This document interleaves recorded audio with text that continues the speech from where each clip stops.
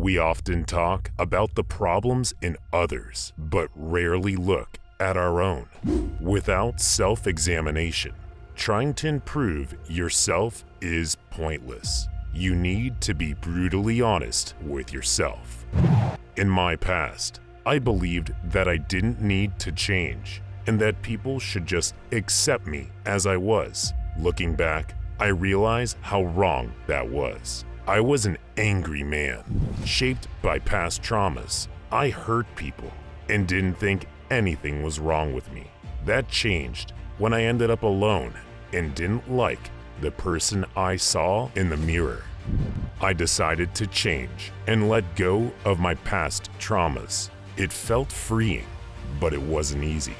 The old me, the angry and hurt child, tried to pull me back, but I fought hard and moved past my traumas. I started to fix my own problems. This is the true meaning of self-improvement. I could talk more about overcoming trauma, but that's not the focus here. Before I talk about the red flags to watch out for in yourself, remember this: your environment, past traumas, and bad habits don't define you. They can affect you, but they aren't who you are. Don't use them as an excuse for your failures. Now, let's talk about 4 red flags you should watch out for in yourself. Firstly, negative self-talk.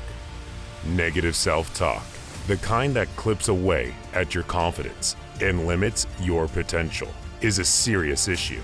This kind of thinking doesn't just keep you from achieving your best, but can also lead to mental health problems like lack of motivation and depression. What's more, your negative attitude can affect those around you. If you're always putting yourself down, remember, it's not just harmful to you, but can also weigh on those close to you. One way to deal with this is by practicing mindfulness. Positive self-talk is an important practice that can greatly impact your life. It can shape how you see yourself and your abilities. Positive self-talk means encouraging yourself and reminding yourself of your strengths and potential. It's not about lying to yourself or ignoring reality. It's about recognizing your abilities and goals.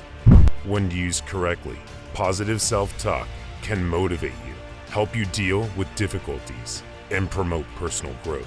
It helps you see failure as a part of life and as a chance to learn and improve. Don't underestimate the power of encouraging yourself.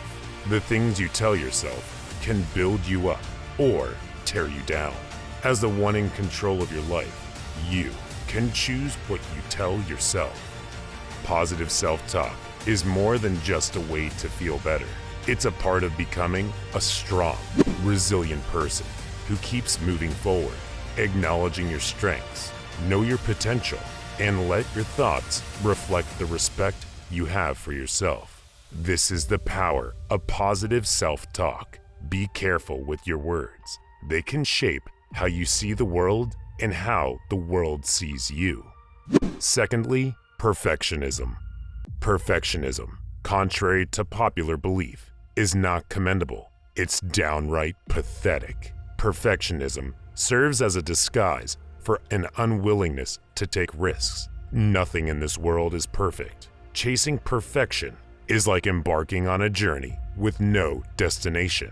Consider the man who must venture to new lands, but insists on polishing his ship until it's spotless. He spends days, weeks, perhaps months in this futile pursuit. His fear of facing the unknown, of taking risks, is hidden behind the veneer of perfectionism.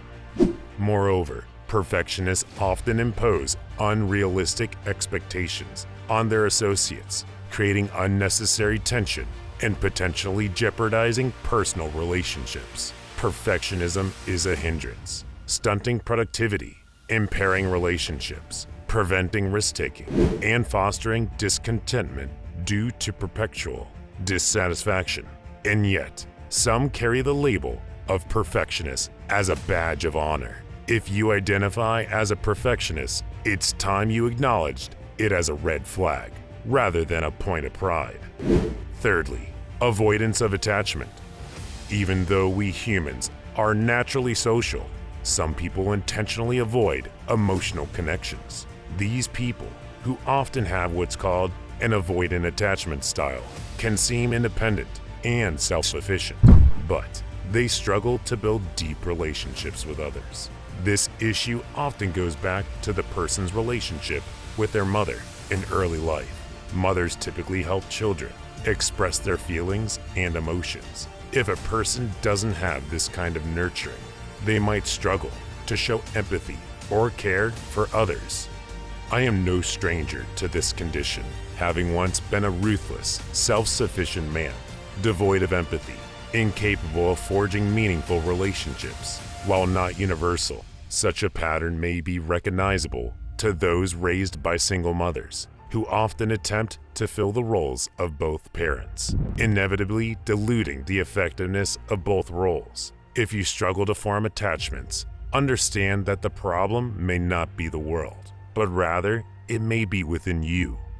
Having a good social life isn't about having a lot of connections, but about having meaningful ones. It's about having people around who can challenge and support you, who stand by you in hard times and celebrate you in good times. It's about having conversations that make you think and feel deeply.